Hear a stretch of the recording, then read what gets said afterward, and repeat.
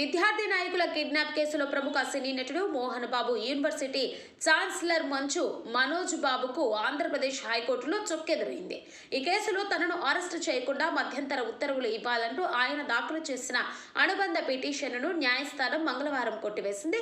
అరెస్టుతో పాటు తదుపరి చర్యలు నిలుపుదల చేయాలన్న ఆయన అభ్యర్థనను తోసిపుచ్చింది. ఈ వ్యాజ్యంపై జస్టిస్ వెంకట జ్యోతిర్మయి విచారణ చేపట్టారు. కిడ్నాప్ ఘటనకు ముందు ఆ తర్వాత కూడా కేసులో ప్రధాన నిందితుడైన యూనివర్సిటీ పిఆర్ఓ సతీష్తో మోహన్ బాబు ఫోన్లో మాట్లాడారని, మెసేజ్లు కూడా పంపుతున్నారని పోలీసుల తరఫు న్యాయవాది కోర్టుకు తెలిపారు. ఈ కాల్స్, మెసేజ్లకు సంబంధించిన ఫోరెన్సిక్ ల్యాబ్ నివేదిక ఇంకా రావాల్సి ఉందని పేర్కొన్నారు.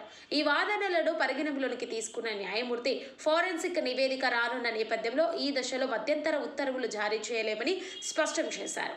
కేసులో లోతైన విచారణ జరపవలసి ఉంటుందని పేర్కొంటూ ఎఫ్ఐఆర్ను కొట్టివేయాలని మోహన్ బాబు దాఖలు చేసిన ప్రధాన పిటిషన్పై విచారణను మార్చి 3వ తేదీకి వాయిదా వేశారు. మోహన్ బాబు యూనివర్సిటీలో అధిక ఫీజులు వసూలు చేస్తున్నారని ఆరోపిస్తూ నిరసన తెలిపేందుకు వెళ్తున్న విద్యార్థి నాయకులను కిడ్నాప్ చేశారన్న ఆరోపణలపై తిరుచానూరు పోలీసులు ఫిబ్రవరి 3న కేసు నమోదు చేసిన విషయం తెలిసిందే. ఈ కేసులో మోహన్ బాబును A2గా చేర్చారు.